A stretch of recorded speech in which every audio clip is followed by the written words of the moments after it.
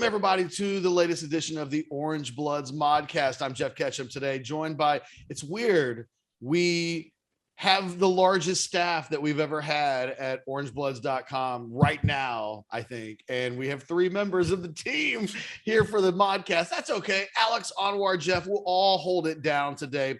Make sure you like the video. Subscribe if you get a chance. We do appreciate that. Oh, and leave your comments in the comments section. We will start to do I will personally start to do a better job of interacting on the comments and making sure that we're fully interactive. Gentlemen, there's so much to talk about. We'll start with the breaking news as we record literally minutes ago. The University of Texas Board of Regents voting unanimously to accept the SEC's invitation, I guess they applied for acceptance and then they were admitted, and now they voted to accept the being admitted part. Texas is in the SEC. That's the bottom line. Alex, I'll start with you because you've been around for a long time. You've been on Orangebloods for 15, 16 years. You're a former University of Texas student.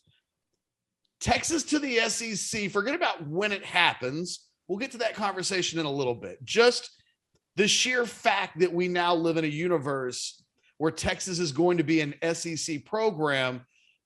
You've had time to think about it now. Like, what's your reaction to that after soaking on it for so long? Well, I've been saying for the better part of the last, I've been on Orangebloods for more than 15, 16 years. I've been on there since, when was the Paraloo stuff? That's when 2005. So that would be 16 years ago. Okay. So 16, Jesus, Cash, it feels like longer, believe it or not.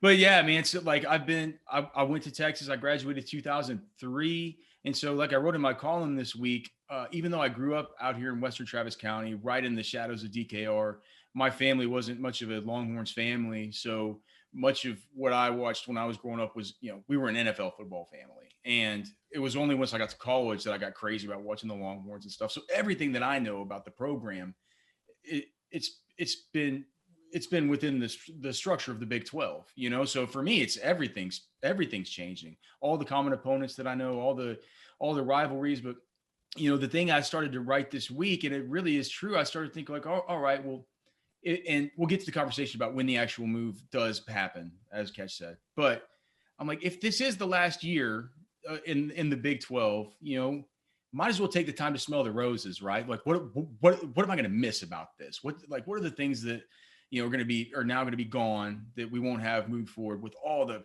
clearly awesome stuff that I laid out last week? Just the possibility of new traditions, like these new spots to travel to, these great fan bases coming to Austin for the weekend and bringing all this money into the economy and having this national attention on every game every week, as long as you're at least getting something done in the win column.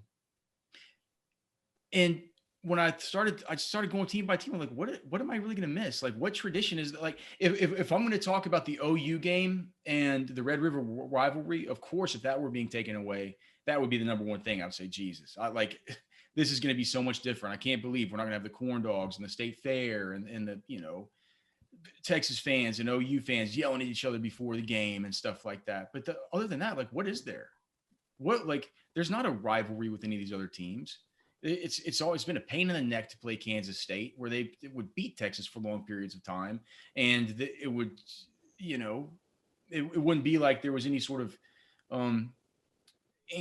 anything that Texas fans were really getting out of it. It's not a high profile program. It wasn't like it was a fun game to either go to or travel to, or a back and forth type of thing. I mean, Texas Tech, has that really been a rivalry? TCU has been a pain in the neck, and not even that, like West Virginia, that has felt weird from the very beginning.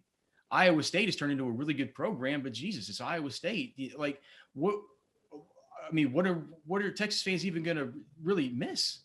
I don't really see anything. And maybe that goes to a broader conversation of what the hell's left of the Big 12 if there is no Texas and no OU. Anwar, as someone who's getting ready to make his 8th consecutive season of up and down and traveling week to week inside the Big 12, there's a lot of other what will you miss? Anything? Is there anything? Yeah, but Anwar's the best one to ask. Which location are you going to miss so very much going to have to travel these road games to, Anwar? Not a damn one. I mean, Alex, you can appreciate this, right? So when you cover the NFL, right, all the cities you go to are major cities, right? I mean, every single one of them is a major city, whether you're out in California, New York, Miami, like Kansas City, they're all major cities, right? And then my first year here, I was like, where the hell am I? And I remember, like, you as a NFL reporter, you always try to stay like close to the city, right? So here I am trying to stay in Manhattan, or you stay in Lubbock and you stay in all these places, West Virginia, you're trying to, and I was like, the following year, I was like, I'm not doing this shit anymore. I'm looking for major cities. So I was like, screw West Virginia. I'm staying in Pittsburgh. Screw trying to be close to the Kansas places. I'm staying in Kansas City. So I won't miss it. And I'll be honest with you guys, my perspective is a little bit different from you guys, because growing up in Florida, I grew up in SEC football. Like, that's kind of what I know. That's kind of what I grew up around, whether it's, and Florida State is obviously not an SEC school, but this is what I'm used to. So to me, it's weird. I've always thought that Texas should be an SEC school. It just seemed like it was part of the South. It seemed like it was more of a natural fit. And so it always was a little bit weird to me that Texas was in this other conference, So to me, as a Floridian, I go, yes, this makes more sense. Texas versus Florida, Texas versus Mississippi, Texas versus Auburn, Texas versus Arkansas, which you guys had before, Texas versus Bama. Like, that makes more sense than Texas versus Iowa State, Texas versus West Virginia. Some of these programs, it seems like a hodgepodge. So for me, I feel like this is kind of a great thing. Like, this is the thing that I felt like this probably should have happened all along. Anwar, this is really a question I'm tossing out to both of you. We'll move the discussion into the win part, because I think it jives in it connects real well with talking about the Big 12 and what might be the last season. I think everybody is going to treat this season like it's the last time they're going to play, even though UT puts out the statement that they're officially joining the conference in 2025. Now we begin the lawyering. Now we begin, I think maybe even the fun part of how does the Big 12 dissolve? How many seasons of this are left? Anwar, Alex, just short answers real quick. When do you think Texas joins the SEC? Let me just say one thing, and then Ketchum, I think that the lawyering has already started. I think that the lawyering started the minute they started saying this stuff about 2025. That's what the lawyer said. Say that right now.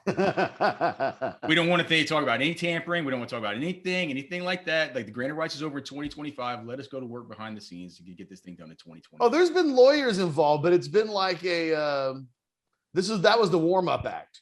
Right. But to answer your question directly, it's got to be 2022. You can't do this to the fan base, man. Like, this is the last dance. What about you, Anwar? Yeah, it's funny, as we're talking, they have like a full press release that I'm posting now to our board, which is hilarious because they didn't just put that together. So it kind of goes in line with what you're talking about. I mean, like, they have a full press release ready with quotes and everything, and this is literally like maybe 10 minutes after this meeting concluded. So this thing is calculated, and I believe 2020. I believe 2022 is when it happens. To your point, it's good. There's lawyering that's going to be involved. I think it's all about.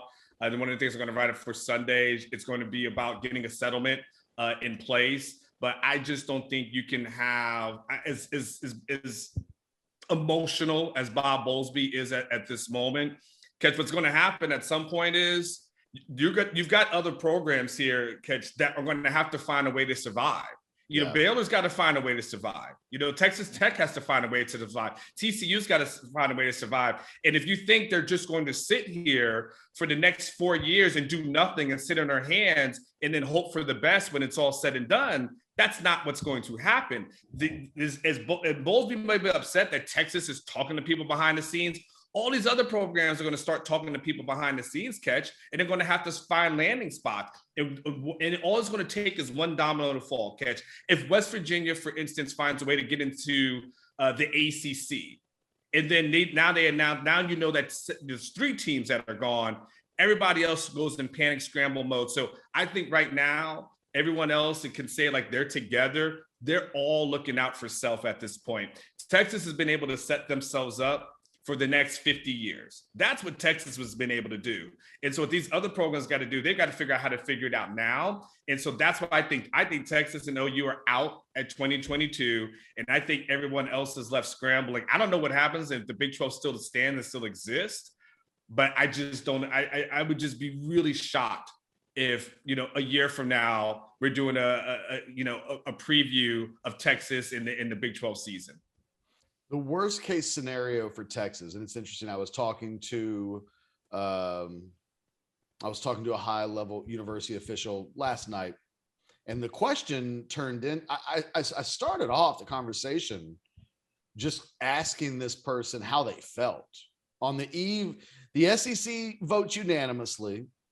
You're on the eve of a vote that is such a slam dunk that the press release with quotes was ready to go before there was even a discussion technically about it with the Board of Regents today.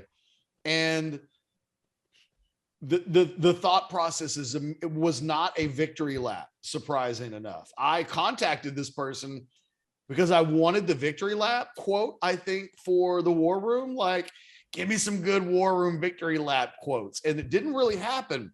It turned towards, we need this league to die. And if this league dies, we can surf right into the Big 12 without any real financial obligation to any of the members in the Big 12. And I think if even you mentioned West Virginia, Anwar, like that might be enough. This league gets down to 7 teams. What are you doing? And I think UT's biggest worry right now, based on the conversation that I had last night, was, and it was funny because we merged some notes together in the War Room. I think the note that we both got that seemed together pretty nicely was this concern that for all of the rhetoric about West Virginia to the ACC, Oklahoma State to the Big 10, Kansas to the Big 10, Tech to the Pac-16, there is a bit of an internal worry that is just these schools making noise, using their local reporters to get the word out. There's a real worry that these schools don't have options. And really, the only thing that keeps 2022 from happening is if it turns out that the dead weight that Texas and Oklahoma have felt like they've been carrying for the last 25 years proves to be even deader than they've all suspected during the time that they've been carrying it. Yeah, Anwar, I think it's as simple as that. One school does something and this thing falls apart. The Catch, did you ask any, I'm sorry, I didn't mean to interrupt. I know you're throwing to Anwar, but did you ask your source about like whether or not, because if Texas and OU both each pay like $80 million, can't they get out anyway and just pay their fines and just get out? Is that just something that they're just hoping it falls apart so they don't have to pay that? I wonder if they would be prepared to pay it anyway if things didn't fall apart. Anwar, I'll let you piggyback off of this. I think that Texas, I can't speak for Oklahoma specifically. I know Anwar will co-sign the idea that Texas behind the scenes is saying that they're open to having to do whatever it is that they have to do. But this is a university that didn't get rid of Shaka Smart over a few $1 million a few years ago. Yeah. The idea that they've gone from, we can't make coaching changes because of $12 million on the buyout, with even, think about the conversations we were even having with Tom Herman a year ago before they just said, we got to do it. But it had been such a talking point. They're saying, hey, if we have to, we have options of things that we can do that would be very expensive, but we can do them. But what they want to have happen is that they don't have to pay a cent. They want this thing to dissolve. And you're looking at a situation where Bob Bowlesby's telling everybody to remain calm. And it's easy for him to say, because like Anwar said, Texas just made a 100-year decision, and these other schools have 4 seasons left on a deal before, the Bills stop getting paid the way they've been paid. And it's, I think, a real panic moment for most of all of the schools that remain.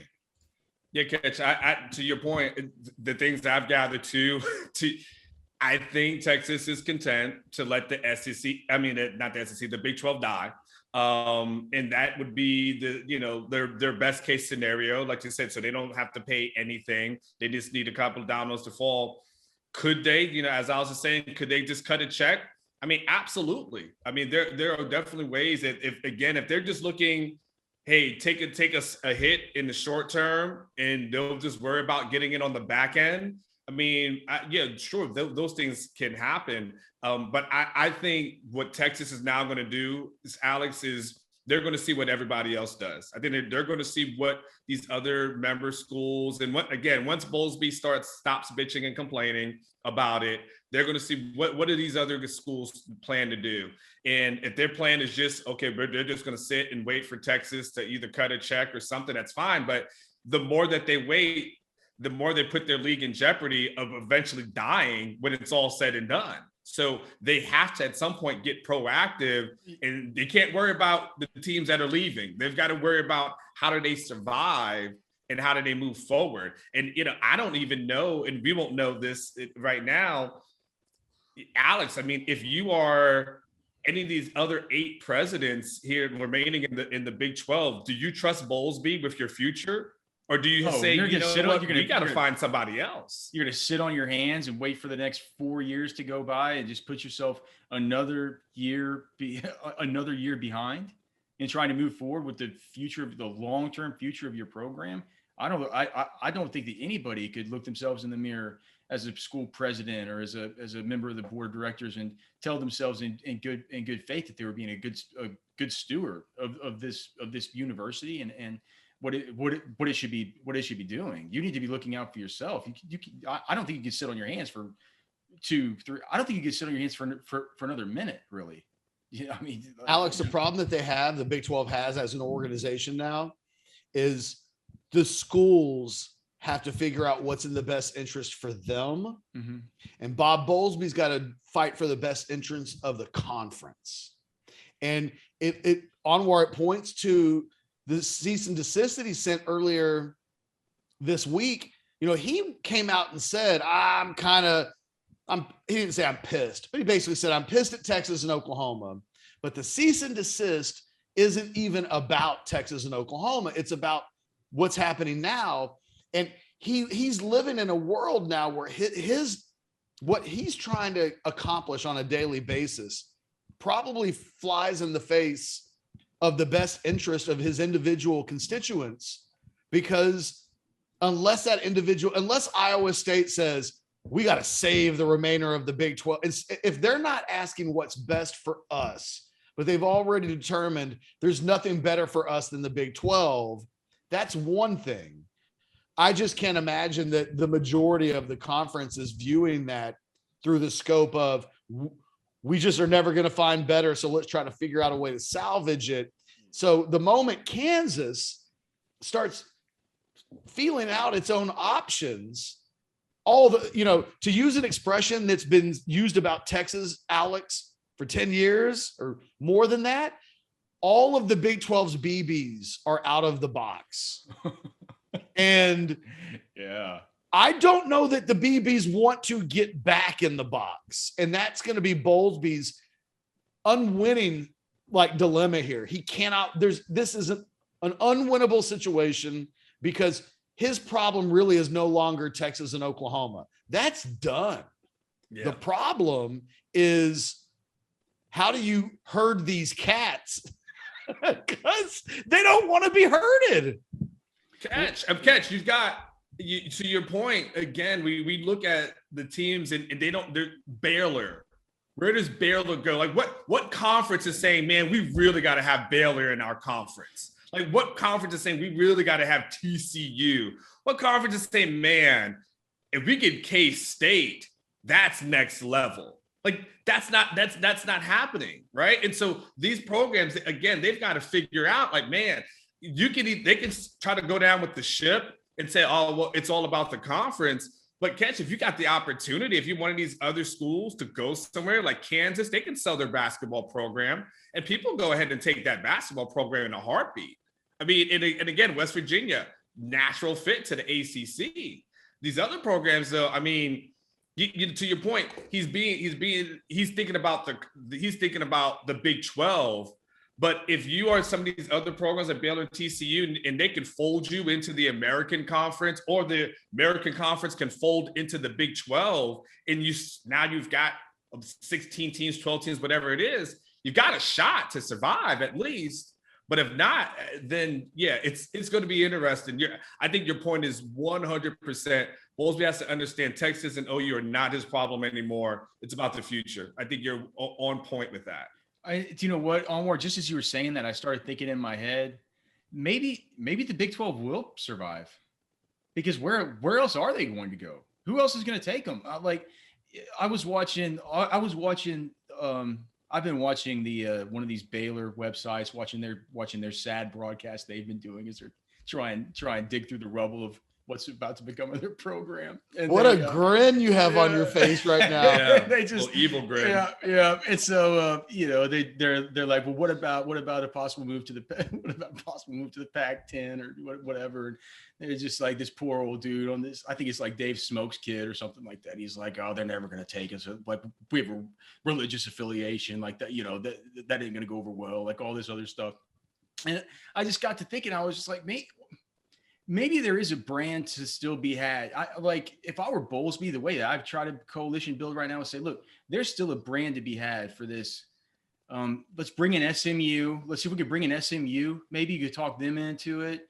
Maybe you could talk in U of H or something like that. All of a sudden you have a conference that clearly isn't what it was with Texas and OU, but it would be one that was based in the same kind of, spread offenses, roots with Texas high school football. But Alex, the problem with where you're going with this, I think, is that there's about to be a consolidation. The college football is going to look a lot more like the NFL in 10 years than college football, in the sense that there might be 32 or 48 teams that are in the big boy territory. And I don't think the conference you just described gets them an invite to the party. Oh, that's a good point. Naturally, I think there's some pieces you could kind of put together and squint and realize that there could still be something that the Big 12 could be. And because if you look at the American Conference and stuff, it isn't like that's a bunch of, it's like that's a bunch of all-star schools. But like Anwar was saying, I don't know where Baylor goes. I don't know where Texas Tech goes. You know what I'm saying? I'm not sure where Oklahoma State would go. So to me, if I were Bowlesby, I might be kind of trying to. I guess that would be my pitch if I was Bowlesby. I'm not saying it's a great pitch, but I kind of put my hands up in the air. I'm probably like the rest of these people, man. I'm just like, I don't know what the hell are we gonna do? The irony to this, Catch, is that it was a few years ago when the Big 12 had a chance to expand. And the teams that we're talking about now are the teams that the Big 12 were looking at: Cincinnati's, the Houstons of the world, USF, UCF. And at the end of the day, the Big 12 looked down on those programs and just said, you guys don't really bring any value to us. We're going to keep all our money. And we're not going to divvy it up. We're good. And now the irony is they have to go back to those programs with the potential of making less money, by the way, with the new TV contract. And that is the only way they can survive, which is going to be, they got to try to pull teams in. And if you're the American, this is your power play. And you're saying, nah, you guys can come to us. So we'll know who's aligned with ESPN and who's really calling the shots, because it's really going to be Big 12 versus American, who wins that battle. Because that's all that's left. Like no one else is leaving any other conference to come to the Big 12. Like that's not happening.